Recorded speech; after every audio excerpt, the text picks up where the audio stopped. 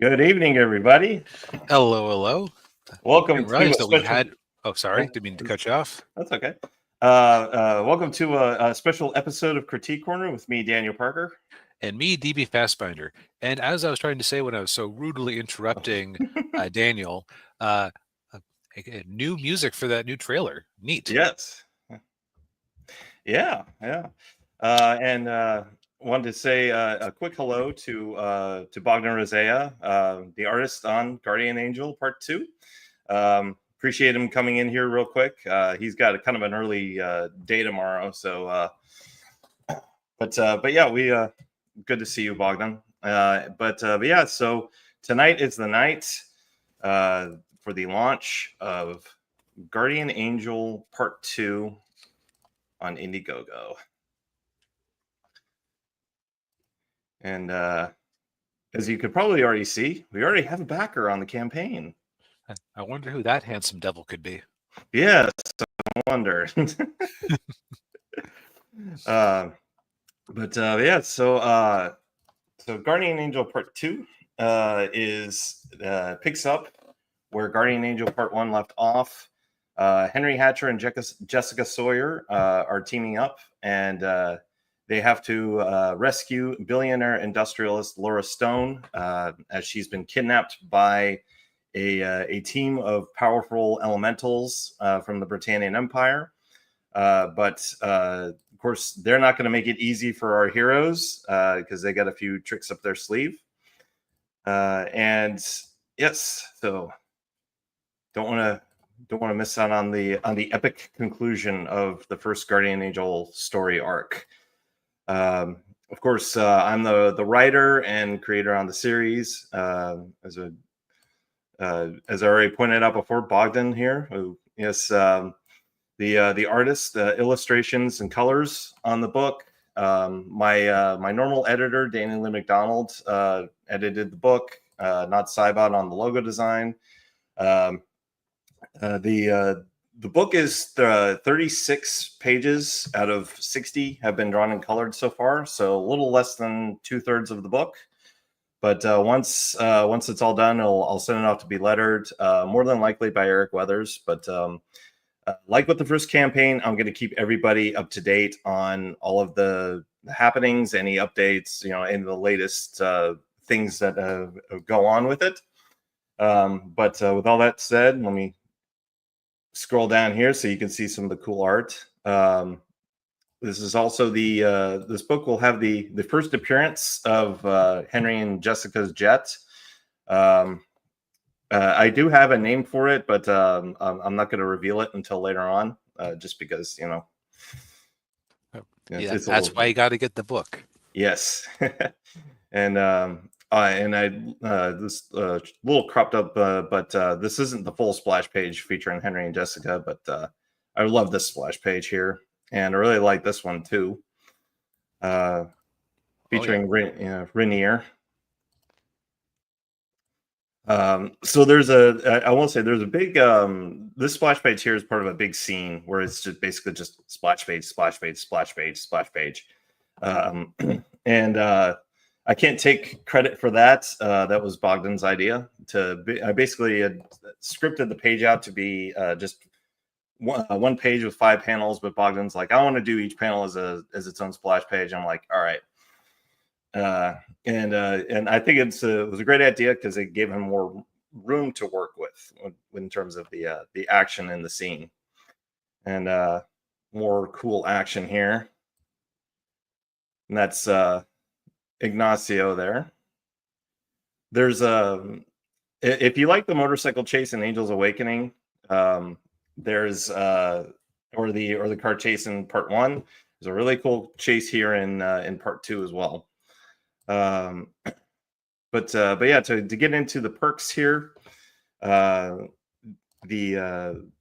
basically the same, very similar to Part 1's campaign. The only exception is there's no calendar on this one, and no box tier. But everything else I've got 3 different covers for the book. I've got 3 posters, although the posters are smaller. They're going to be 18 by 24 instead of 24 by 36, which is that size right here. I had to go with the 18 by 24 because the printer I usually use, that's the biggest poster size that they print. And I had a heck of a time finding anybody to print those posters, at least getting a decent rate in a bulk order.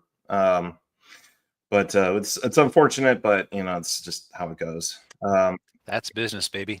Yeah, and also a 5 art print pack, which I'll show that off here in a sec. But yeah, so this is here we got the main cover for the book, and yeah, of course it's available in physical and digital editions. And of course, this is Bogdan's amazing artwork here. And then he also did 2 variant covers featuring Henry having his own cover here. And then Jessica having her own cover right here. I actually really like the jacket in that cover, which again was Bogdan's idea. You might see that. Might see her wearing that in a future story. And of course, like on my previous campaigns, so my first 2 books, Angel's Awakening and Guardian Angel Part 1, are going to be available on this campaign as add-ons, both in the physical and digital editions. And I've got a tier on there for those 2 books. And if you're new, you can get all 3 of them together at a discount. Yeah. And then, so here are the posters. So here is Bogdan's Conan the Barbarian tribute poster here. What is best in life? Well, having this poster in your collection. Also, almost works as a Star Wars poster. Yeah. Like if she was, cradling his leg or something. Oh yeah, yeah. And now we get to the sexy. Too hot for YouTube? Too hard for YouTube? Yeah, quite. Well, I'll just have to chance it here. But so I've got 2 posters from Lily Ketta, who's formerly known as Z Malkin. She did a poster on the Part 1 campaign. She's got 2 on this one. And here's the first one right here. Va-va-voom. Indeed. And then here is the other one right here. Very nice. That's the one I ended up picking out. Yeah.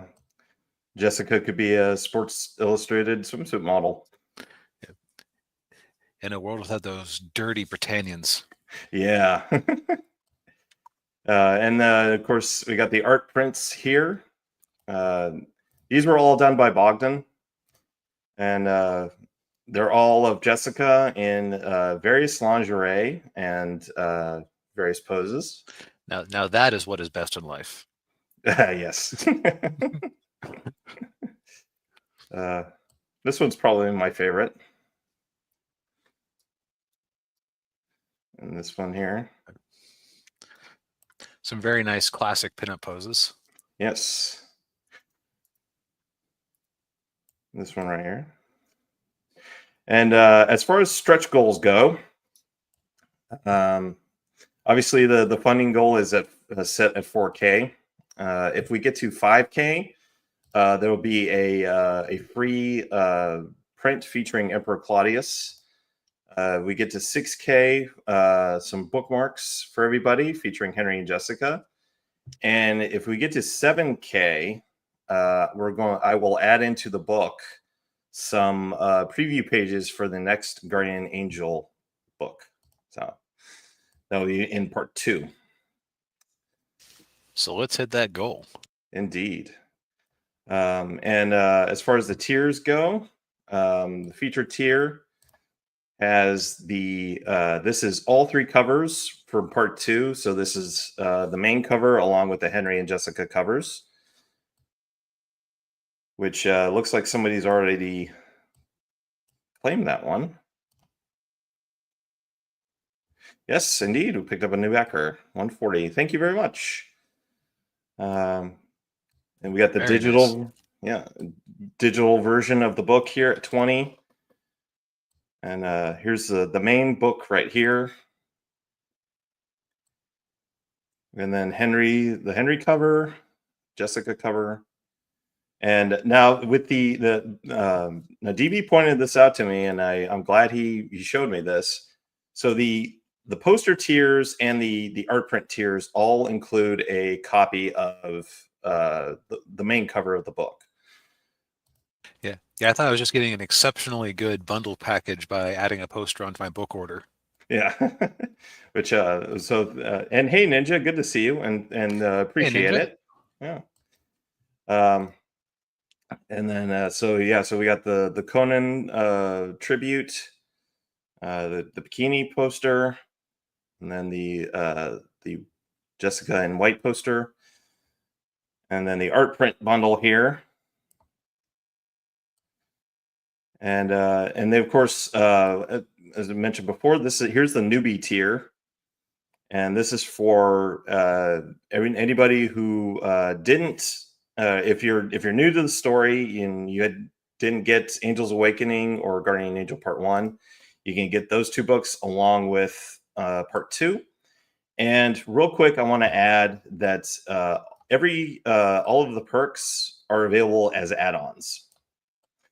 So if you just want to do like a little a la carte mix and match, you can do that as well. Or if you want more than one poster, or you want the art prints and the poster, it's all good. Have it your way. Yes. And real quick, I do want to mention that everybody who backed the campaign, if you're backing the campaign today or tomorrow, until the end of the day tomorrow, you will get this poster, or this art print rather, for free. Little Valentine's Day art print, since tomorrow's Valentine's Day. So all the more incentive for you to pick up a copy of the book. Well, all I can say is by Grabthar's hammer, what a savings. Yes.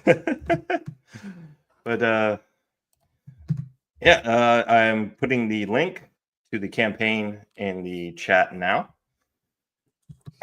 and it will be in the description of the link that's in the description of the stream should take you to the campaign, and it will also be in the links to all of the videos for the foreseeable future, for the next at least for the next 2 months. So hopefully longer than that.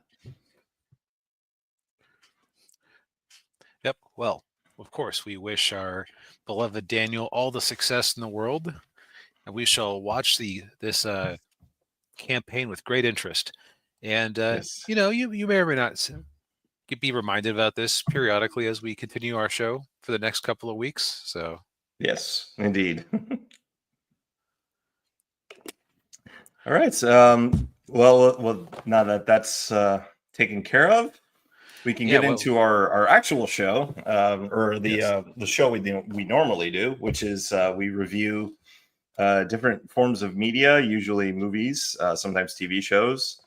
We start with something new or newish, and then we move into something older or classic. Usually when we have solo reviews, although my Guardian Angel Part 2 counts as my solo review for this week. And thank you, Bogdan. Appreciate it. Yes. So on the menu tonight, the first course will be a farcical horror movie with a strange twist. Then we'll have a young, stripling Japanese media, yes. fresh plucked from the internet. And then finally, probably the last time anybody liked Whoopi Goldberg outside of Star Trek. Yes. Actually, no, that's not fair. Sister Act exists. Okay, I've Okay. ruined the bit. The menu. We're reviewing the menu first. Yeah. Yes. All right. So, Daniel, this was your suggestion. Yes, because I'm more of the horror aficionado than DB is, but I figured this movie would be a little more, okay, pun intended, more palatable for DB since it's more of a dark comedy than a horror, or it has dark comedy elements to it. But I'm curious to hear your feelings on this. Okay. So let's talk about the overall thrust of it first. Yeah. And if I was pitching this movie to a board executive, what if Gordon Ramsay was Jigsaw? Yeah, pretty much. Because it isn't just because we have a mad chef who's killing his guests. It's also we have a mad chef whose specific motivation is he's tired of people not appreciating life or his art. Yes, yeah, and he's also incredibly tired of pretentious d-bags. Exactly. Yeah. So, like on a thematic level, this is a very interesting movie because it does raise some questions about. Okay, so ultimately, if you have a bowl of cereal, you're going to eat that bowl of cereal. It provides nutrients to your body, and then it eventually passes through your body in various forms. Yes. Um, it's interesting because it's a very, especially in the modern world where we have access to industrialized farming and whatnot, it's a pretty humdrum activity, and yet we put a lot of effort and thought into it. At least a lot of people do. Yeah. Heck, even your can of V8 is the result of 8 different vegetables and a bunch of industrial know-how. Yeah, that's very true. Yeah.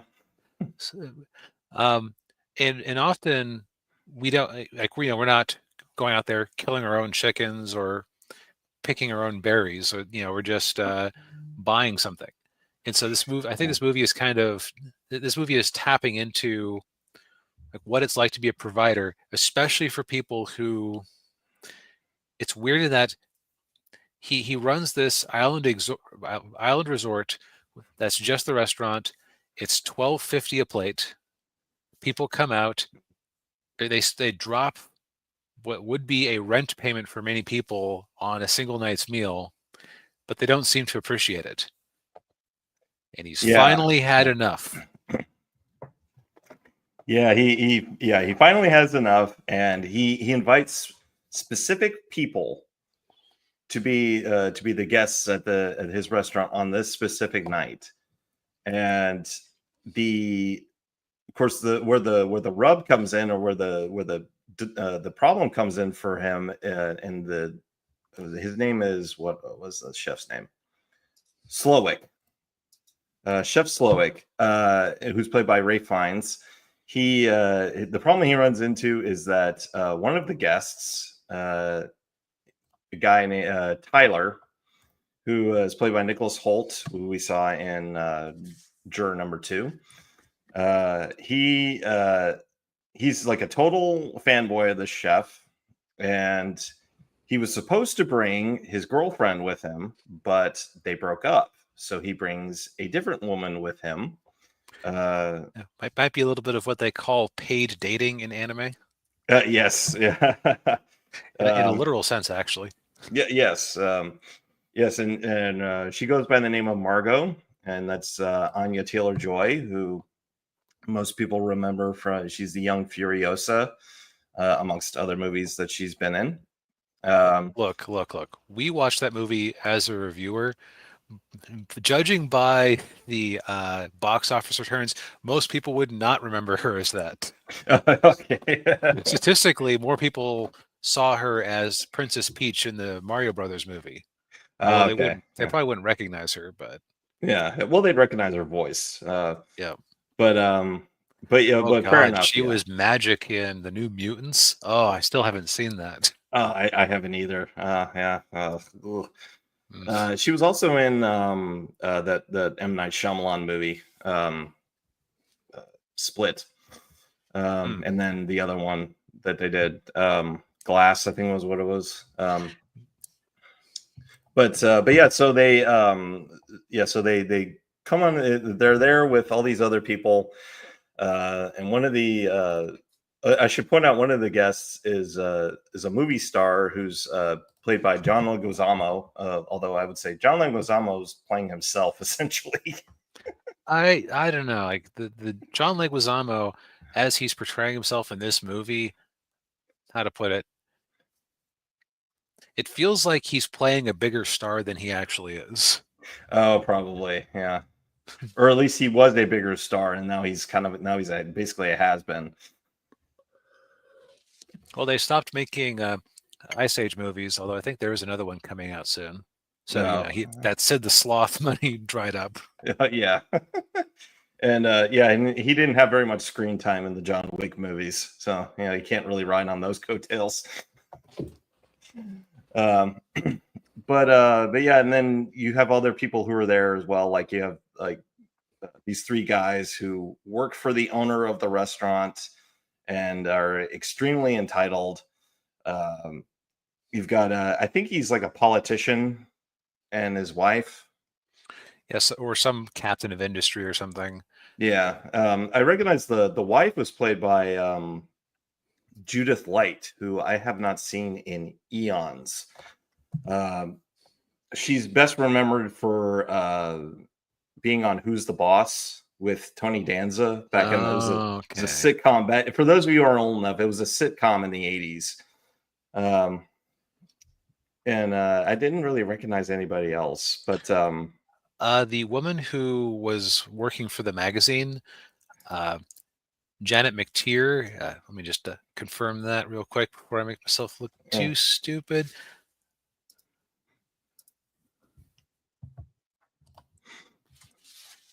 Oh, so I stand corrected. I thought she was the coach on Glee. She was not. oh, you're thinking of Jane Lynch. Yes, I am. Yeah. Okay, well, sorry, Ms. McTeer. Yeah, sorry. You could be a Jane Lynch impressionist. Anyway. Yeah. Look. I am a writer. I think about writing and story first. Actors, I often forget unless I see them in many things. Yeah. Yeah. Well, understandable. Yeah. All right. Yeah. So as the meals as the Well, courses come out. let's take a step back here. Let's talk about just how pretentious this restaurant is. Yes. Okay, so you go out on a boat to get to this island off the coast. I'm guessing it's off the coast of California somewhere. Yeah. Yeah. And they first take you on a tour of the beach and like, oh, we're harvesting the scallops now.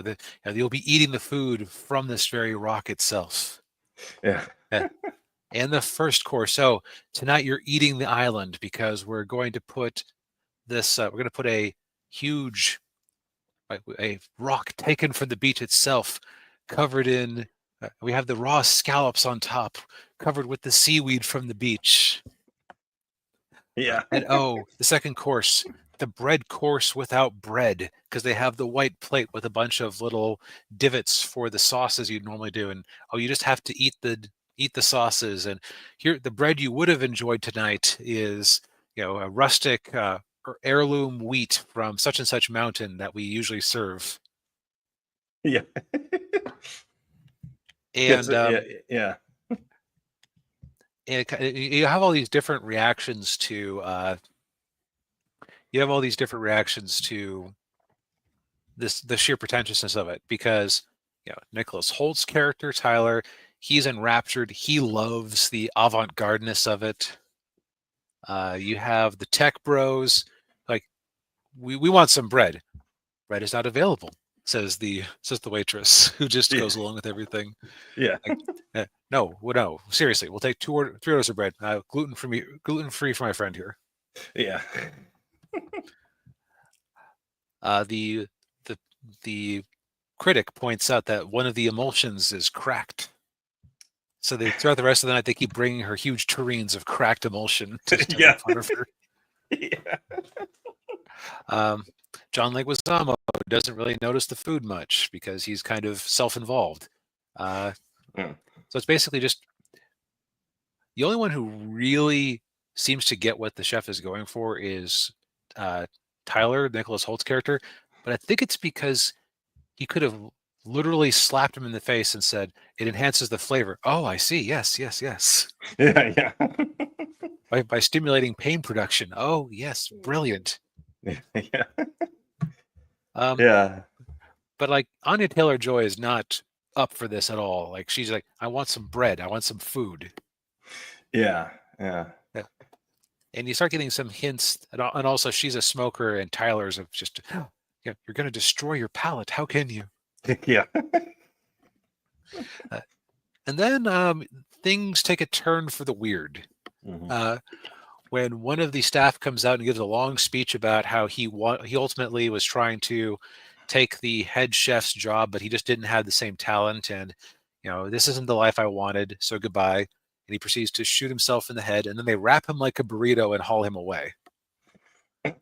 Yeah. This is part of the dinner theater, because for years now they've been doing this kabuki theater with the food, and they're just maintaining kayfabe till the bitter end because the chef has decided that this is the last night. Yeah.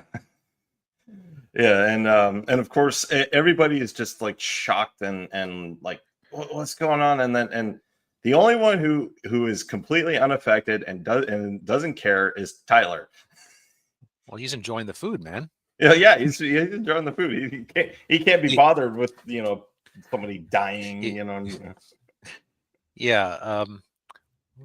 So I don't want to get too much into spoilers beyond that, because I think that what we've laid out is what you would have probably gotten from the original trailer, but also, I mean, there's the movie poster right there. There's going to be some murdering. Oh yeah.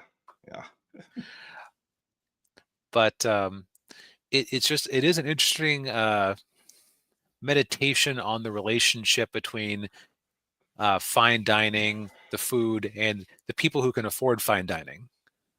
Yeah. It kind of portrays it as almost a hopeless quest, because it's like if you're rich enough to afford this type of fine dining, you're also not hungry and actually literally or figuratively hungry enough to actually notice the great things that are being put before you. Yeah. There's kind of like a I don't know if a saying, but there are two kinds of people. There are those who live to eat and eat to live. Right. I mean, if everybody actually really cared about food and tasted everything, Soylent or that Soylent drink would not be a product. Right. Yeah. And so I think what we already mentioned it, but what got me was just how pretentious all of the characters in this movie are. Like it's just like, oh god. Now here's the thing I will say: you can't really go into this one expecting realistic behavior. Yeah. It is kind of farcical, and I realize I've actually been kind of mum about my opinion up to this point. I think I enjoy thinking about the movie than I did the actual process of watching it. Because the way I'll put it is that in the moment, I kept getting frustrated at how passive everybody was.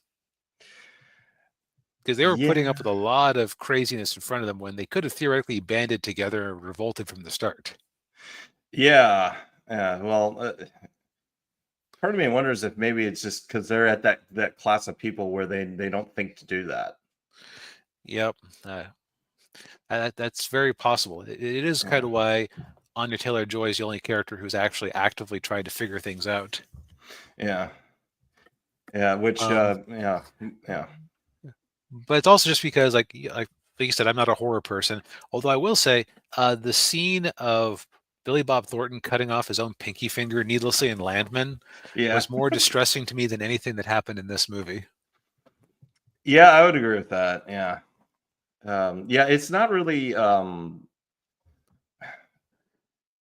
there's not a whole lot of like shocking, like bloody gore moments that you normally get in some horror movies.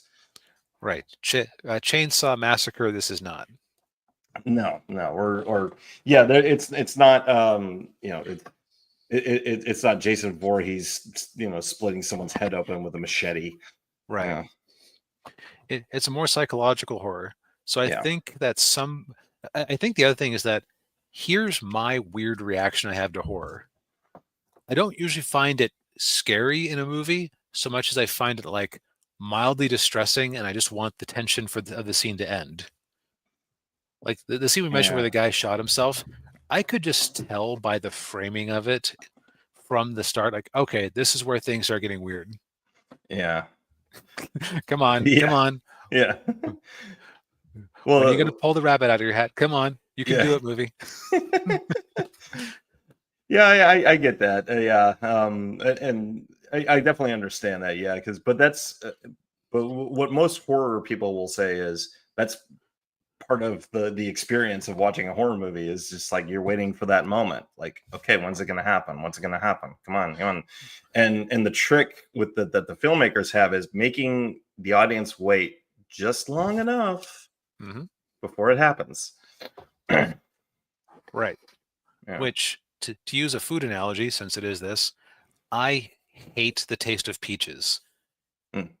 If you put a piece of pie in front of me that is peach pie, you are eating it or you are throwing it out. So you're not a peach cobbler guy then, huh? Absolutely not. Can't stand the flavor of peach in anything. Don't know why. This is not peaches because I enjoyed like aspects of it. Yeah. But I just am not in tune with the moment to moment of a horror movie and how they work. Yeah. Okay. But from my outside perspective, this is a fine peach cobbler. Okay. and the ice cream, and it has enough ice cream on top to cover up some of that peach flavor I don't like, to extend the metaphor further. Right. I hear you. Yeah. So I'm going to say is like, if I found a lot to appreciate about it, especially in retrospect, as I thought about the point of the movie, somebody who is more in tune with horror than me, I think, is going to have a really good time. Yeah. And I would say I had a better time than you did, because like you're saying, this was more of a psychological horror, which I would say is more up my alley, as opposed to, like I said, Jason Voorhees, taking a machete to somebody's head, or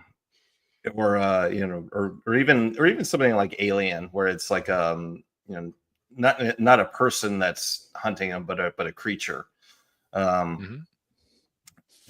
yeah, I actually like this, this kind of brand of it, because while it is, like you said, while it is farcical in a lot of places, you can honestly see somebody like Ray Fiennes' character doing something like this potentially happening. Maybe not with the same grandeur or spectacle, but could happen. Yeah, like the emotions behind why he's doing what he's doing make a lot of sense to me. Yeah. Yeah, and you made the comparison with the Saw movies. Yeah, there is this, that aspect of it where he's kind of making them pay for their their past misdeeds. Yeah. But yeah, I give it it's a recommend for me. I don't know if it's sound like maybe a mild recommend from you. I would say if you are not allergic to horror like I am, I think you'll enjoy it more than I did.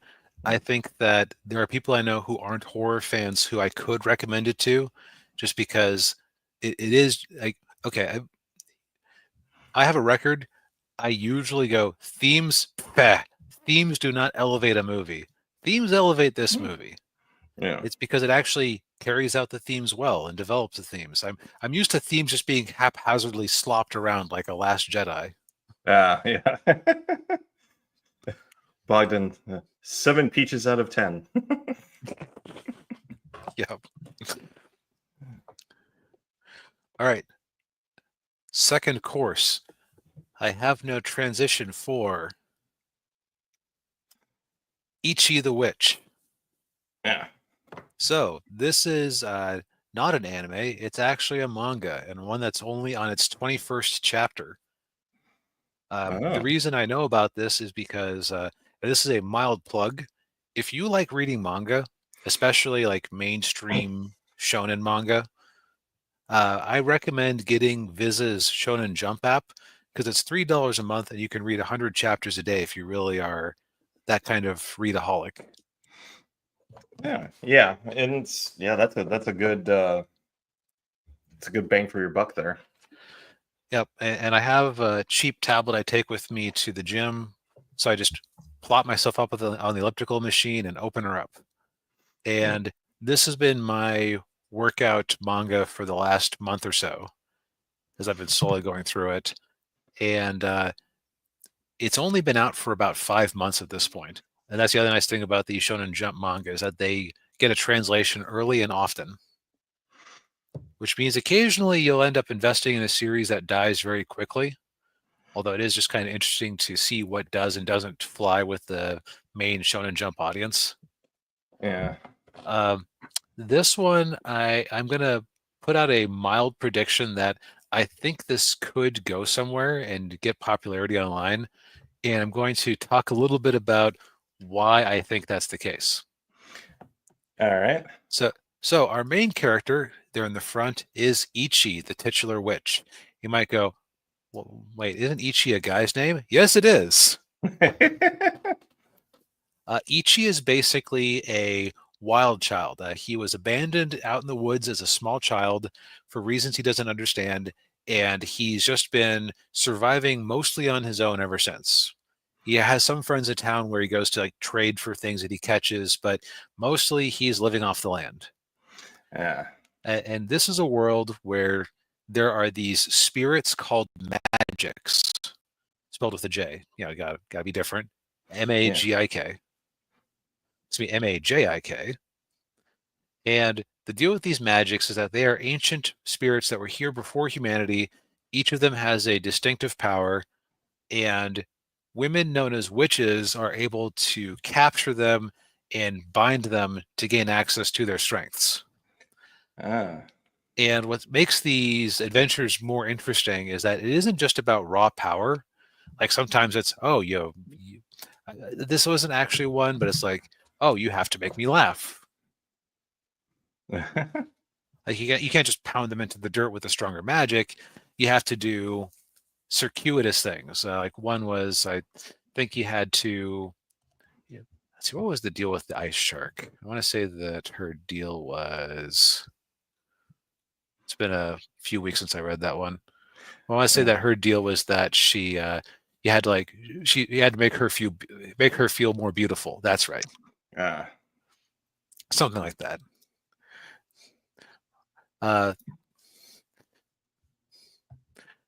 And the witches basically, when a magic strikes, they show up, fight off the magic, and they try to capture it to add their power to their own.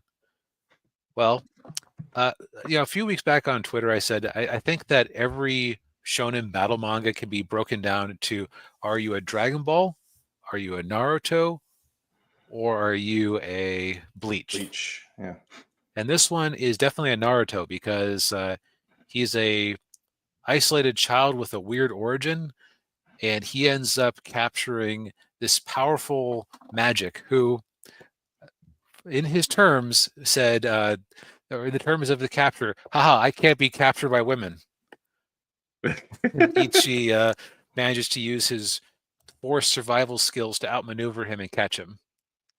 Now, this is a big deal because there's never been a male witch before. So he gets captured and brought under the influence of one of the more famous witches in the world, Descaras, the top one there. Deskros is definitely my favorite character because she's very self-aggrandizing in sort of a casual way. Like, just like, well, I'm sure that you're floored at my sheer beauty. I know that you're quaking in your boots at my raw power. That kind of thing. Um, and so far, as of this chapter, as the most recent chapters, they have kind of revealed the overall story of it. Ichi may or may not be involved in a world-ending prophecy. Wink. And there's a couple interesting things about this one. First off, this is part of I believe it's an increasing trend in manga and anime, or in manga, to have a separate writer and artist. Because it used to be that you'd always just have, okay, it was never a one-man show. You'd always have some assistants, of course, but Yeah. like the main creative thrust would always be from one person. This one has a separate writer and artist.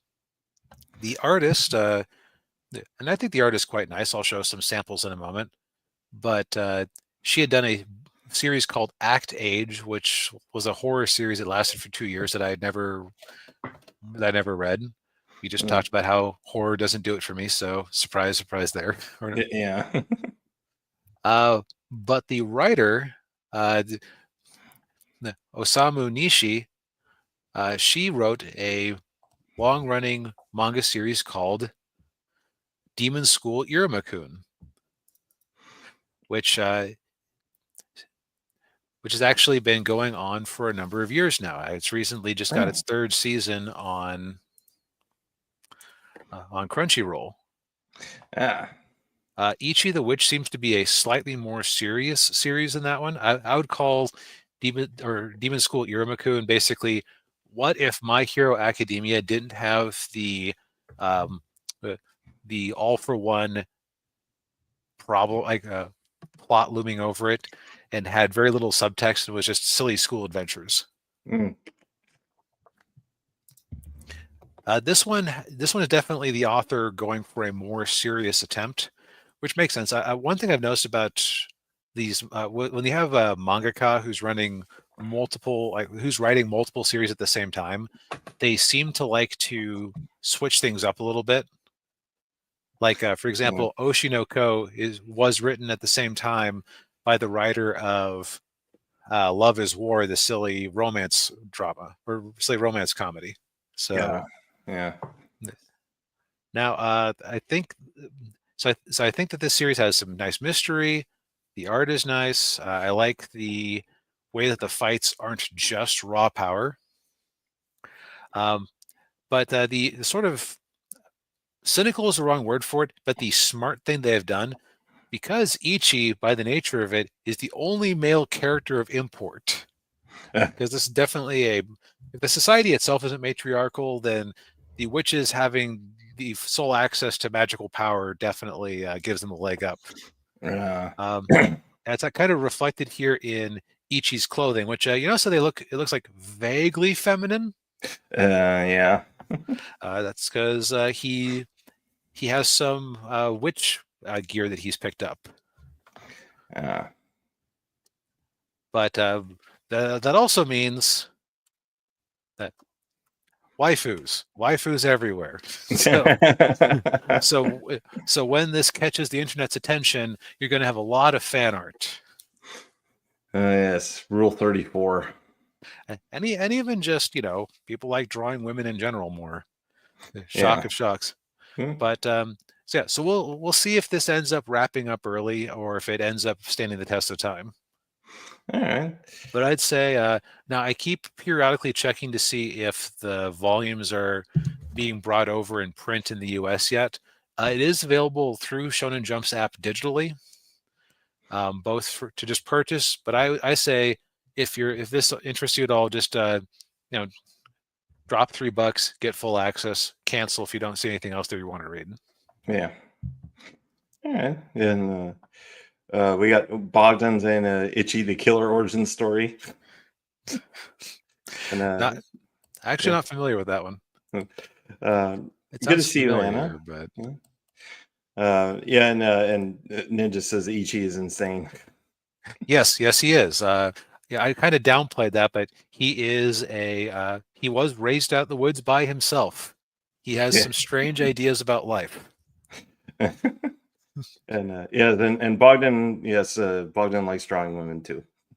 I, what? Well, it's good. It's good to know that it wasn't torture drawing Jessica for your comic Yeah. or the pinups.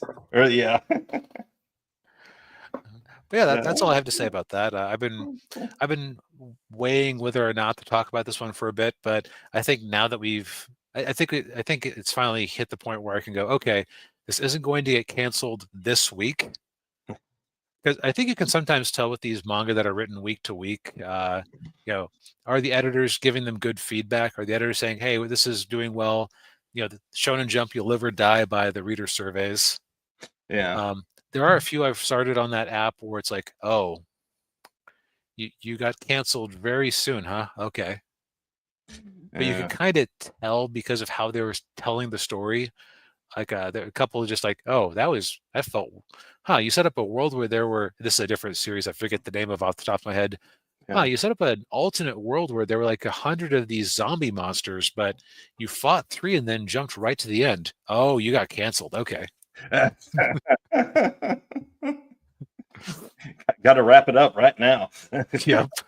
You have 3 issues. Go. Yeah. All right, But well, very good. Yeah. yep. So I think that Ichi the Witch has a ghost of a chance. Mm. But you know who Yeah. else is a ghost of a chance? Patrick Swayze in the Yeah. movie Ghost. Yes. I was talking about this before the show. I kind of avoided this movie for a while because it has for me, it kind of had the stigma of being a chick flick. Yeah, I was definitely expecting much more of a romance movie. Yeah, I was too. Because of course, anyone who's seen this movie, I mean, they all know the famous, clay pot scene. Yeah. Right. I cannot tell you how shocked I was that they didn't do that while he was a ghost.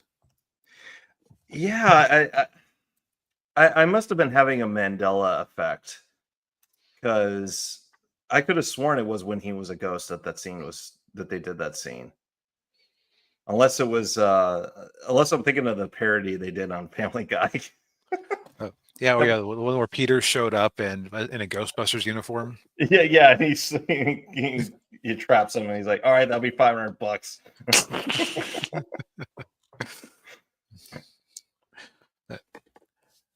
All right, so now I think this is just a general classic for. Well, actually, no, I don't think that. Do you think? I think kids would get bored by this, or it wouldn't be appropriate for them, really. Probably, yeah. So it's a nice 3-quadrant movie. Yes, yeah. Yeah, it's I would say it's certainly probably more supernatural thriller than anything else. Yeah, And then, that's a good categorization for it, just with a yeah, strong romantic element. yeah. Um, and so I guess to get into the plot of the movie, we've got a young couple, Sam Wheat, who's played by that's Patrick Swayze. And then his girlfriend Molly Jensen, who's played by Demi Moore, and they also have, or Sam's got his best friend Carl, played by Tony Goldwyn, he looks familiar. Can't place what other movies he might have been in, but they're a young couple. Sam and Carl are bankers, and Demi Moore, Molly, she's an artist, and they're basically just happy couple in love. But then when they're leaving a play, uh, No, no, Bogdan. He wasn't a ghost in the clay pot scene. That was we were kind of getting confused about it. I Uh, thought he was, but he wasn't. yeah, I was having a little Mandela moment there. yeah. I mean, basically, it's because we knew it was a movie about ghosts, and we knew that there was that clay pot scene, so we just naturally assumed that it occurred while he was a ghost. Right. Yeah. Um, so but then they're the two of them are leaving a play, and then they get mugged, and there's a struggle, and then Sam gets shot, and I will say that was a really good technique for how they did that scene, when he gets shot, and then you see him chasing after the guy who shot him, but then he goes back, and then he sees Molly holding onto his dead body, and then that's when you realize that he's dead. Right, as she swears vengeance becomes Batman, because that's what happens whenever someone gets shot going out of the theater. Right. Yeah. Well, maybe not this time. But we don't know if they would have done it in a Ghost too. Maybe. Yeah. Well, this movie made enough money that there probably were some people. There were probably some stupid people that wanted a sequel. Yeah. I had no idea how big this movie was. This thing made $500 million at the box office in 1990. Nobody expected that at the time. No. Heck, that in modern purchasing, that is $1.2 billion. That is Wolverine and Deadpool money. Yeah. Without nearly as much of an international box office to boost it up. Yeah. And it might have been either one of, or it might have been the second highest, because I think Home Alone came out the same year. Yeah, so that was, if you were a movie, or if you owned a theater, that was a good year. It was a good year, yeah. Yeah. So then, as Sam is dealing with life as a ghost, he quickly realizes he finds out that his murder was not a random mugging. It might have been somebody he knew, but let's shove that into the spoiler section. Right. Yes. And so, but he's as a ghost, he still has to look after Molly, because she's still in danger. Yep, the danger is not over, and he has to figure out how to manipulate things in the real world. He has to figure out the rules of ghostdom, and he comes across a sham psychic played by Whoopi Goldberg in a role that got her a Best Supporting Actress, not an Oscar. Yeah. Yeah. And there's some like I said, it's a supernatural thriller, but there are also some comedic elements in there too, especially with Whoopi. Because I mean, you got a movie with Whoopi Goldberg. I mean, there has to be some humor in there. Yeah, the only one I could think of that wasn't really all that funny with her, and it was Theodore Rex. And that movie was awful, even if 8-year-old liked it because it had dinosaurs. I did not partake, so I cannot comment. But yeah, this is I was actually kind of surprised by this movie. Better than what I was expecting. It's I could see why it was popular, because women women can go see this movie because it's got the romantic elements and the star-crossed romantic elements of it. Star-crossed romantic elements, and of course, women fell in love with Patrick Swayze after Dirty Dancing, so you got that part of it too. Yep. And then the guys can like it because of the thriller elements to it, and as DB pointed out, when him trying to figure out how the ghost world and the real world work, and him trying to protect Molly, and which most guys, if they had they got a wife or a girlfriend, if they died and they were a ghost, they'd probably be doing the exact same things that Patrick Swayze's doing in this movie.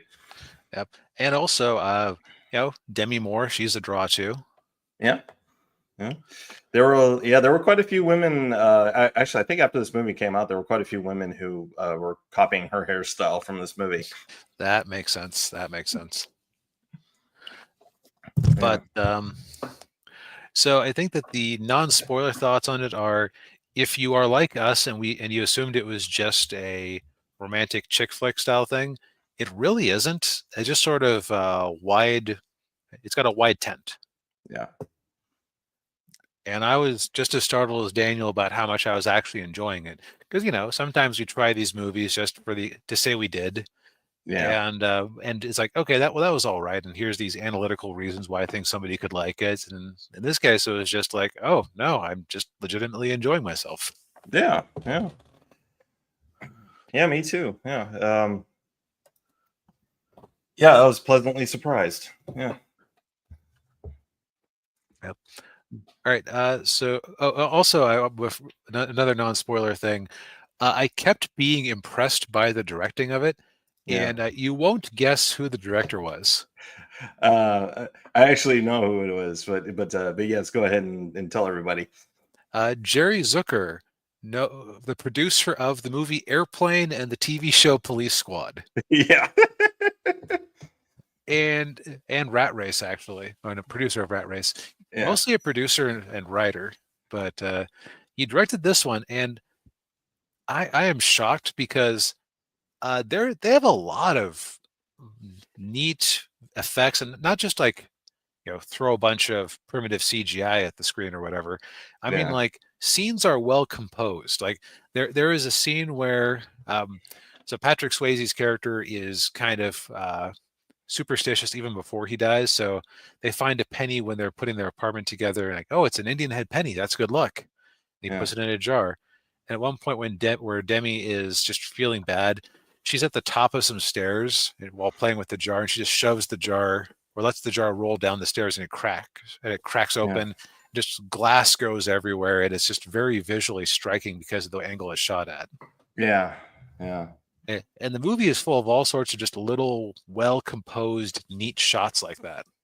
Yeah.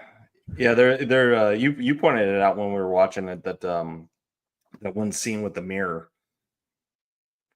where they're Right? They like, had yeah. like they were. It was a transition, and the way they transitioned was somebody was holding a mirror while walking away from them. Yeah. And then the camera pans around to reveal what the mirror was showing the whole time. So it's just it's a very visually creative movie, and I don't know if that's on Zucker or if he just had a very good a good photographer or what. Yeah. Yeah.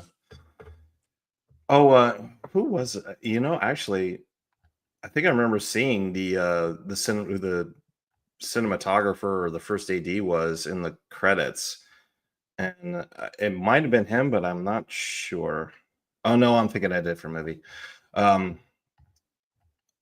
I thought it was Jan de Bont was the cinematographer, but I'm thinking of it. I'm thinking of The Hunt for Red October, which was what we did last week, which I actually came Okay. out the same. It came out the same year as this movie. Oh, man, was 1990 just a golden year for movies? It seems that way. Yeah. Yeah. I mean, I guess it was kind of the last gasp of the 80s. Kind of like how, in my mind, the 80s don't really begin until like 1982 or so. Yeah. Yeah. At least in terms of pop culture. Well, yeah, and I think most people would agree with you on that. Yeah, every decade has a little bit of hangover into the next decade. Yeah. Yeah. But yeah, give this movie a watch if you haven't already. It's on Paramount Plus. Yep. So now let's get into some more spoilery thoughts. Yes. I feel like they did a nice job doing subtle foreshadowing that his friend was responsible for his murder. Yeah. Yeah. Because like one little subtle first off, just the way that the actor played him, he always seemed very like a third wheel who was waiting for his chance to swoop in. Yeah. Yeah, definitely got that. Definitely got that vibe.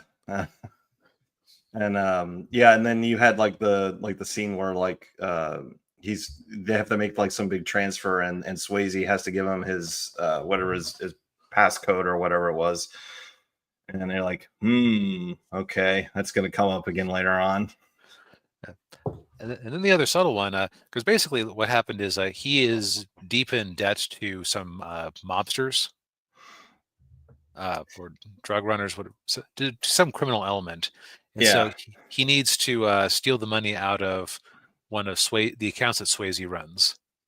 Yeah, and so there's even a scene in there where Swayze's looking over the accounts, and he's like, "There's too much money in these accounts. Like, what's going on here?" And then that's obviously the motive for his murder, is that he's poking around where he shouldn't be poking around. Yep. Although I think he wasn't even so much trying to kill him as he was trying to get his wallet, which had the codes in it. Right. Yeah. So that's an interesting angle that the hired gun took it too far. Right. Yeah. But the other little hint, before you even knew anything else about the characters, they're walking along, and our villain is admiring a sports car, and Patrick says to him, "You should probably pay off your Ferrari first." Yeah. Or whatever fancy car he already had. I think it was a Mustang. Yeah. Yeah. But just a nice subtle little hint. Hey, maybe this guy is living beyond his means. Yeah. Yeah. Yeah. And so then after, but yeah, he just, you could tell he's, a real slime ball, especially when, after Swayze dies, he's trying to get with Demi Moore, very obviously trying to get with her. Oh, I spilled coffee on my shirt. Oh, darn. I need to take it off. Yeah. Yeah. We mentioned before that Whoopi Goldberg is great in every scene she's in. What's great about it is that I enjoy the scenes where she's having to deal with the fact that Patrick has unintentionally awoken whatever psychic potential she actually had. Yeah, as she's pretending to be a total fraud. Well, no, she is a total fraud pretending to speak to the dead. So he shows up in her little parlor, and I loved the detail that when her two assistants summon her into the room, you can hear the machines run. Like, they open the closet's empty, they close the door, and you can hear like machines whirring as she's brought into position. Yeah. Yeah. But like the scenes where she's being hounded by a bunch of ghosts who realize that there's somebody around who can actually hear them. Yeah. They all look at Swayze like, "Hey, get in line, man." Another scene I really liked, and it just kind of it points to like this is the cosmology of this is at least somewhat thought out. Initially, Patrick can't affect any physical objects. Yeah. And so he there is a homeless ghost who just rides the trains and is very bitter and territorial, and he ends up goading the guy into training him how to affect physical objects. And it's like he's a character who isn't really resolved, because you realize that because he's so angry and imbalanced, he's just kind of doomed to ride the rails forever in a fit of anger. Yeah. If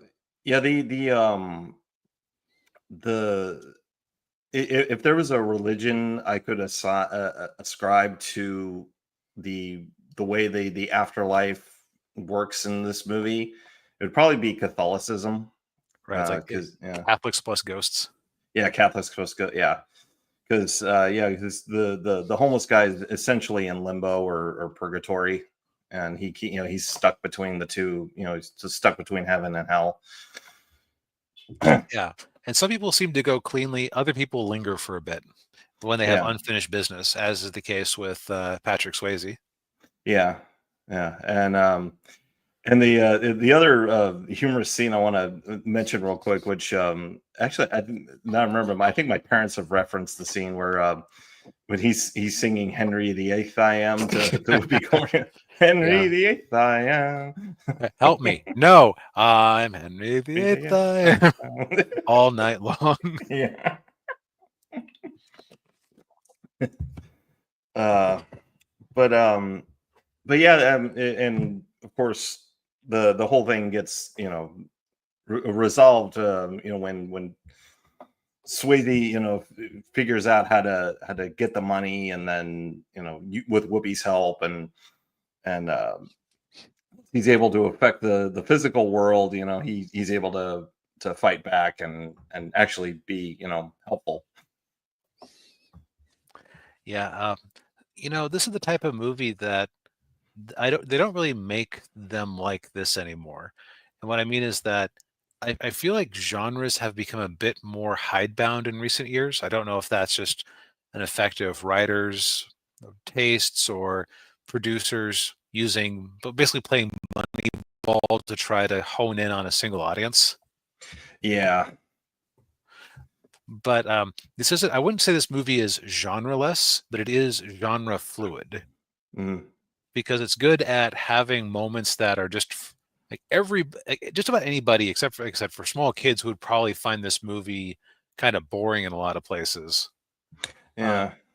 I think that there's at least a 10-minute stretch of this movie that anybody could enjoy at the very bare minimum. Yeah. Yeah. No matter what you're into. Yeah, yeah, I agree with that. Yeah, the climax is really good. Mm-hmm. Yeah, Yep. It actually kind of reminds me of what if the end of The Last Dragon was actually good? Because it was like the way it was shot and framed kind of reminded me of that. Yeah, I'm sure it doesn't have show enough, but everything else is better. So yeah, I guess the gunman kind of looks like show enough. Kind of. yeah, and maybe the hair. Yeah, if you squint. Yeah. If you have no idea what I'm talking about, go watch our old review of the Last Dragon. Yeah, yeah. Oof. But yeah, a lot of these all-time classic movies I watch and I go, oh, it was good for its time period. I think this still holds up shockingly well. I think the one complaint I will give is that I think Patrick Swayze himself slightly drags the movie down with his performance. Mm. I don't think you had the same issue I did, but when he tries to look earnest, I kept thinking that he was making goofy facial expressions. Yeah, that may have just been his acting style. Yep. Yeah, I'm not going to speak ill of the dead. It's just that I didn't necessarily get what he was going for in a lot of his performances. Yeah, yeah. The other thing that felt like a bit of a missed opportunity, I kept waiting for them to reconnect with the spinning wheel again. Like have another pottery scene to you are here. Oh yeah, yeah. Yeah, there was actually or at least have it happen a little sooner than it did in the movie. Yeah, because they do have to spend a lot of the movie convincing her that he's floating around. Yeah. Which I guess since she's portrayed as being an atheist who doesn't believe in life after death, it isn't. I guess it makes sense that she wouldn't. If a random black woman with a criminal history showed up at my door and said, "Your grandmother's in the room with you," I would ask her to leave. Yeah. Even if she seemed to know an awful lot of things that me and my grandmother had shared. Yeah, yeah, because more than likely she did her homework. Yeah. But yeah, so aside from those minor quibbles, which I know just based on the historical box office for this thing, we're not quibbles for most people. It's worth a watch. Yes, indeed. Pop culture has largely reduced this movie down to the pottery scene, and there's much more to it than that. There is, yeah, yeah, definitely, yeah, yeah, definitely recommend it. Yeah, and who I mean, I will say, if you are looking for a date night movie, that if you're a guy and you're trying to find something to stomach for something like that, give this one a watch. General crowd pleaser. Yes. Well, I think we've said all we need to say for tonight. Indeed. Well, before we go, let me just Buy his book. Buy his book. Yes. Yes, just a quick reminder, Guardian Angel Part 2 is now on Indiegogo. Links in the chat, also be in the description. Pick it up, pick up a copy or two or many. Get yourself some here are the covers here with Henry and main cover Henry and Jessica. And if you aren't sure, if you haven't tried it out before, I believe the digital copy of book 1 is not terribly expensive. $20. Okay. Yeah. Well, yeah. It's the same. I got it the same. Yeah. $20. Okay. Oh, I think I was seeing a lower price for adding it on when I was making my bundle earlier. That makes sense. Or I'm misremembering. Either way. Yeah. You can try out the previous 2 books in the series. Yes. And if you want the physical version of those, this is the tier for you right here.